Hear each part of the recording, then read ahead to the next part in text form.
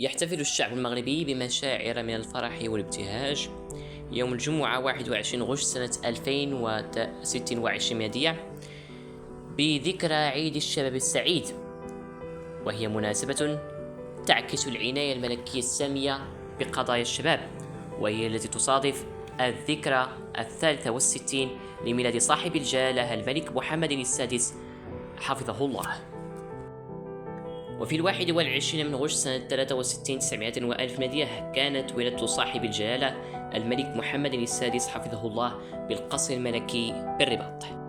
أدخله والده المنعم في سن الرابعة للكتاب القرآني الملحق بالقصر الملكي بالرباط.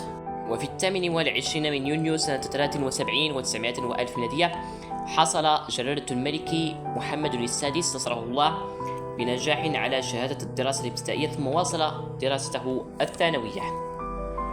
وفي 6 من أبريل سنة 74 و900 وألف ميلادية مثل جلالة الملك محمد السادس نصره الله والده جلالة المغفور له الملك الحسن الثاني في الحفل الديني الذي احتضنته كاتدرائية نوتردام دو باري تخليدا لذكرى رحيل الرئيس الفرنسي جورج بومبيدو. وفي 25 من مارس سنة 75 900 وألف ميلادية مثل جلالة الملك محمد السادس نصره الله والده المنعم جلالة المغفور له الملك الحسن الثاني في جنازة الملك فيصل بن عبد العزيز آل سعود رحمه الله ملك المملكة العربية السعودية، وقدم التعازي إلى الأسرة الحاكمة. وفي 22 من دجنبر سنة 79 و900 وألف ميلادية تم تعيين جلالة الملك محمد السادس نصره الله رئيسا فخريا للجمعية الاجتماعية والثقافية لحوض البحر الأبيض المتوسط. وفي سنة 81 و900 وألف ميلادية حصل جلالة الملك محمد السادس حفظه الله على شهادة البكالوريا. وفي 18 من مارس سنة 82 و900 وألف ميلادية عينه جلالة المغفور له الملك الحسن الثاني طيب الله ثراه رئيسا للجنة المنظمة للألعاب المتوسطية التاسعة بالدار البيضاء. وفي سنة 85 و900 وألف ميلادية حصل جلالة الملك محمد السادس حفظه الله على الإجازة في الحقوق من كلية العلوم القانونية والاقتصادية والاجتماعية بالرباط، موضوع أطروحته الاتحاد العربي الإفريقي واستراتيجية المملكة المغربية في العلاقات الدولية. وفي 11 من أبريل سنة 85 و900 وألف ميلادية عين جلالة المغفور له الملك الحسن الثاني طيب الله ثراه القائد الأعلى ورئيس أركان الحرب العامة للقوات المسلحة الملكية نجله جلالة الملك محمد السادس حفظه الله في منصب منسق مكاتب ومصالح القيادة العامة للقوات المسلحة الملكية، وهي مهمة تليق بأمير استطاع أن ينفذ بنجاح مختلف المهام الموكولة إليه. وفي سنة 87 و900 وألف ميلادية حصل جلالة الملك حفظه الله على شهادة الدراسات العليا في العلوم السياسية بامتياز. وفي سنة 88 و900 وألف ميلادية حصل جلالة الملك محمد السادس نصره الله بامتياز على شهادة الدراسات العليا للدكتوراه في القانون العام. ومن أجل استكمال تكوين والاحتكاك بتطبيق مبادئ وقواعد القانون التي تلقى في الكلية أجرى جلالته تدريبا لبضعة أشهر خلال سنة 88 و900 وألف ببروكسل بديوان الراحل السيد جاك دولور رئيس لجنة المجموعات الأوروبية بالاتحاد الأوروبي آنذاك. وفي 29 من أكتوبر سنة 93 و900 وألف ميلادية نال جلالة الملك محمد السادس نصره الله شهادة الدكتوراه في الحقوق من ميزة مشرف جدا من جامعة نيس صوفيا أنتيبوليس الفرنسية في موضوع التعاون بين السوق الأوروبية المشتركة واتحاد المغرب العربي. Du jury, mesdames, messieurs. Le prince héritier soutient alors sa thèse de docteur en droit à l'université de Nice. Il choisit de traiter de la coopération entre le Maghreb et l'Union européenne. Résultat, mention très honorable. Seigneur, il me reste une dernière chose à dire. C'est de vous prier, si vous y consentez, bien entendu, à revêtir la toge qui est l'insigne de votre grade. On a l'impression que وفي 12 من يوليو سنة 94 900 وألف تمت ترقية جلالة الملك محمد السادس حفظه الله إلى رتبة لواء. وفي عصر يوم الجمعة 23 يوليو سنة 99 900 وألف الموافق للتاسع ربيع الثاني 1420 هجرية كانت وفاة جلالة المغفور لها الملك الحسن الثاني أسكنه الله فسيح جناته. مجروحة وأصوات صاخبة تخترق صمت الفضاء الذي أسكته نبأ وفاة حبيب الجماهير الأب العطوف الذي أحاط شعبه على مر بالرعاية والاهتمام البالغين.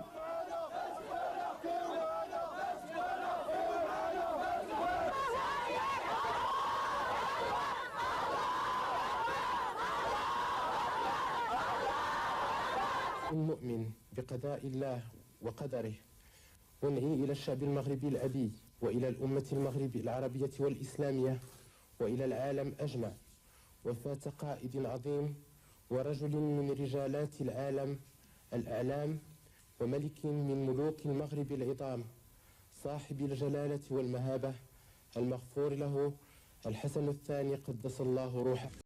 وفي مساء نفس اليوم تلقى أمير المؤمنين جلالة الملك محمد السادس حفظه الله البيعة بالقصر الملكي بالرباط. فإن أصحاب السمو الأمراء وعلماء الأمة وكبار رجالات الدولة ونواب الأمة ومستشاريها ورؤساء الأحزاب السياسية وكبار ضباط القيادة العليا للقوات المسلحة الملكية الموقعين أسفله إذ يعبرون عن ألمهم بفقدان رمز الأمة سليل الملوك العلويين الكرام وواسطة عقد الأئمة العظماء الأعلام مولانا الحسن بن مولانا محمد بن مولانا يوسف بن مولانا الحسن، ويبتهلون إلى الله جلت قدرته وتجلت عظمته أن يسكنه فسيح الجنان ويحسن إليه أكبر الإحسان على إخلاصه وتضحيته وأدائه الأمانة على وجهها ووفائه بالرسالة بإكملها.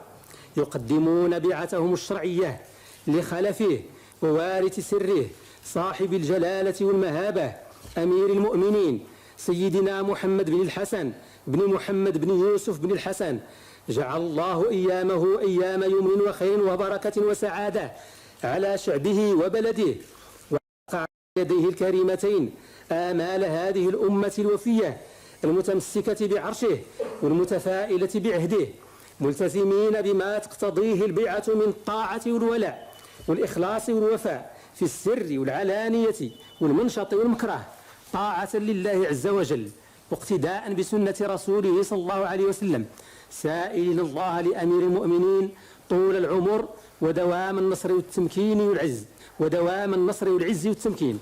وحرر بالرباط في يوم الجمعة 9 شهر ربيع الثاني 1420 الموافق ل23 من يوليوز 999 و900 وألف. الله يبارك في عمر سيدي. الله يبارك في عمر سيدي.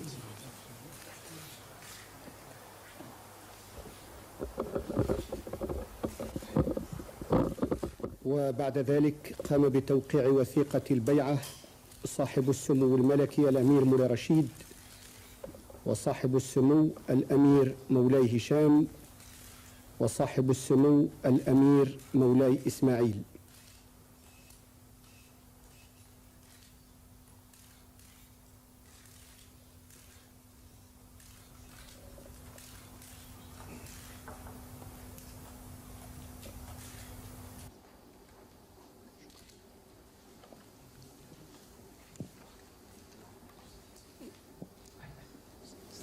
بيعة لجلالة الملك سيدي محمد بن الحسن بن محمد نصره الله وأيده.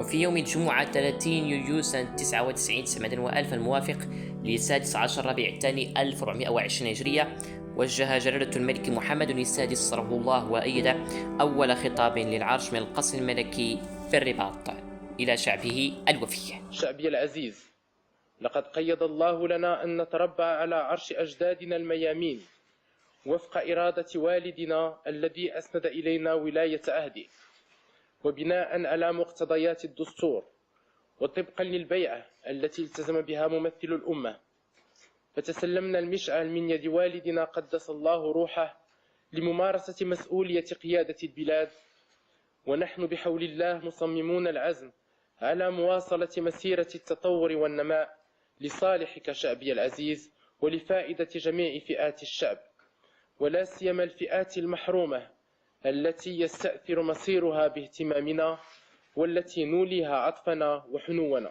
ومنذ توليه عرش السافه المنعمين خاض أمير المؤمنين جلالة الملك محمد السادس حفظه الله ورعاه معركة البناء والتشييد، بناء مغرب القرن 21 في جميع المملكة من شمالها إلى جنوبها ومن شرقها إلى غربها في جميع المستويات الاقتصادية والاجتماعية والسياسية والثقافية والدينية والبيئية.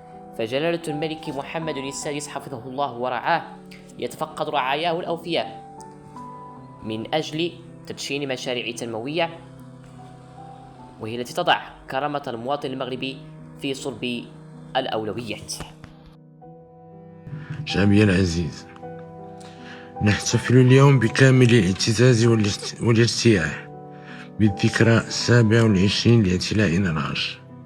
27 سنة منذ أن شاءت إرادة الله تعالى أن أتحمل أمانة قيادتك، وهي أمانة عظيمة ومسؤولية جسيمة، وإننا نحمد الله تعالى ونشكره على ما أنعم به علينا من توفيق وسداد في عملنا من أجل تحقيق تطلعاتك والتجاوب مع انشغالاتك، مصداقا لقوله عز وجل: لئن شكرتم لأزيدنكم. كما أنني لم أبحث يوما عن مجد شخصي أو عن الاعتراف بدور ريادي على المستوى القاري أو الدولي، بل كل ما يهمني هو النهوض بأمانة خدمتك وتمكين جميع المغاربة من شروط العيش الحر الكريم. ونختم هذا الفيديو بحديث نبوي شريف عن عوف بن مالك رضي الله عنه عن رسول الله صلى الله عليه وسلم عليه الصلاة والسلام قال: خيار أئمتكم الذين تحبونهم ويحبونكم ويصلون عليكم وتصلون عليهم، وشرار أئمتكم الذين تبغضونهم ويبغضونكم وتلعنونهم ويلعنونكم. قيل: يا رسول الله فلا ننبذهم بالسيف؟ فقال: لا، ما أقاموا فيكم الصلاة، وإذا رأيتم من ولاتكم شيئا تكرهونه فاكرهوا عمله ولا تنزعوا يدا من طاعة. صحيح الإمام مسلم. أسأل الله سبحانه وتعالى بأن ينصر أمير المؤمنين صاحب الجلالة الملك محمد السادس نصرا عزا تعز به الدين وتعلي به راية الإسلام والمسلمين، وأن يلبسه لباس الصحة والعافية وطول العمر، وأن يبقيه ذخرا ولدا لشعبه الوفي، وأن يحرسه بعينه التي لا تنام، وأن يحفظه بما حفظ به الذكر الحكيم، وأن يكل أعمالهم بدراته بالسداد والتوفيق، وأن يقر عينه بولي عهده المحبوب صاحب السمو الملكي الأمير مولاي الحسن، وأن يشد أزره بصلوه السعيد صاحب السمو الملكي الأمير المجيد مولاي رشيد وسائر أفراد الأسرة الملكية الشريفة، وأن يجعل هذا البلد آمن مطمئنا سخاء رخاء غير ضار وسائر بلاد المسلمين. ونتقدم بأحر التهاني والتبريكات إلى جلالة الملك محمد السادس نصره الله بمناسبة عيد ميلاده، سائل المولى عز وجل أن يعيد عليه هذه المناسبة السعيدة وفي أردية الصحة والعافية والعمر المديد وبالنصر والتمكين. بهذا نكون قد انتهى الفيديو، ونستودعكم الله والسلام عليكم ورحمة الله تعالى وبركاته.